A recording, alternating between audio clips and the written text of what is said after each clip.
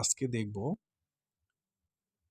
Mobile থেকে কিভাবে আমরা নৈপুণ্য অ্যাপে 6 এবং 7 এর রেজাল্ট এন্ট্রি করতে পারি।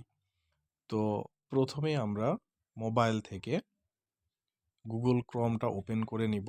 গুগল ক্রম ওপেন করে আমরা লিখব হচ্ছে ইভালুয়েশন লিখলেই দেখেন এখানে শো করছে ইভালুয়েশন নৈপুণ্য গভ বিডি। আমরা ক্লিক করলাম। তো গুগলে সার্চ করার পরে আমরা এখানেই দেখেন প্রথমেই আছে যে evaluation.নৈপুণ্য.gov বিডি। এটা একটা সাইট এবং আরেকটা সাইট হচ্ছে আমরা পাবো যেটা হচ্ছে প্রধান শিক্ষক, যেখানে হচ্ছে সমস্ত তথ্য অ্যাড করে থাকেন। তো আমরা যেহেতু বিষয়ভিত্তিক মূল্যায়ন করব সেহেতু আমরা evaluation.নৈপুণ্য.gov বিডিতে যাব।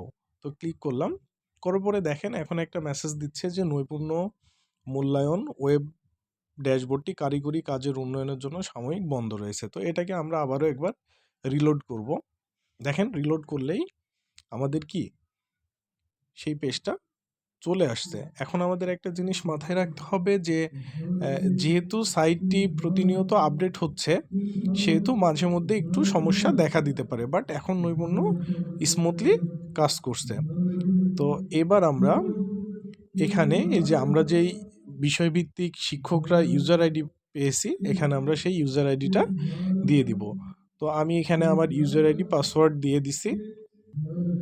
তো পাসওয়ার্ড দেওয়ার পরে দেখেন আমি আমার আইডিতে লগ ইন করতে পারছি। তো এখানে লগ ইন করার পরে আমি কি করব, এই যে মূল্যায়ন শুরু করুন, এখানে দেখেন একটা অপশন আছে মূল্যায়ন শুরু করুন। তো আমরা এখানে ক্লিক করলাম, করার পরে একটু ওয়েট করব। দেখেন আমার যে সাবজেক্ট সেই সাবজেক্টটা এখানে শো করছে। তো এখান থেকে আমি ডিজিটাল প্রযুক্তি সাবজেক্টে যেই ক্লাসটা ডিজিটাল প্রযুক্তি ক্লাস 6 এর মার্ক একটা এন্ট্রি করে দেখি। তো আমি এখানে এই যে সেকশন বিতে আমি এন্ট্রি করব, ক্লিক করলাম, করার পরে দেখেন এখানে একটা ড্যাশবোর্ড শো করছে। এখানে আছে পারদর্শিতার মূল্যায়ন, আচরণগত মূল্যায়ন, শিক্ষণকালীন মূল্যায়ন, সামষ্টিক মূল্যায়ন এবং বার্ষিক সামষ্টিক মূল্যায়ন। তো এখানে আমাদের সবগুলোই দিতে হবে। তো আমি এখন আপনাদেরকে দেখাচ্ছি যে বার্ষিক সামষ্টিক মূল্যায়নটা আমরা কিভাবে দিব। তো এখানে ক্লিক করলাম, করার পরে দেখেন যে আমাদের যে পিআই ছিল সূচক এখানে সেগুলো কি করছে, শো করছে 6.1, 6.2 এভাবে। তো আমরা কি করব, প্রথমে 6.1 যদি এন্ট্রি করতে চাই 6.1 এর উপর ক্লিক করব। করলে একটু সময় নেবে, ডাটা লোডিং হবে। হয়ে দেখেন এটা আমার মার্ক আমি এন্ট্রি করে দিয়েছি, এজন্য এখানে সবগুলো শো করছে। এভাবে আমরা প্রত্যেকটা শিক্ষার্থীর 6.1 সূচকটা পূরণ করার শেষে আমরা কি করব, নিচ থেকে জমা দিয়ে দিব।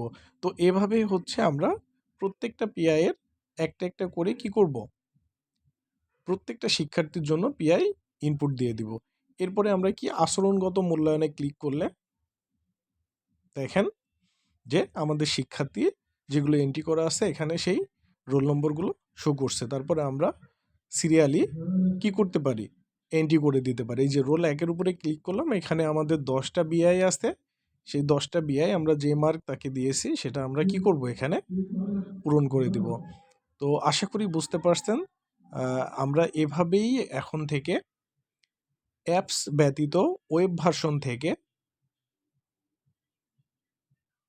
পিআই বা শিক্ষার্থীর মার্কগুলো নৈপুণ্যতে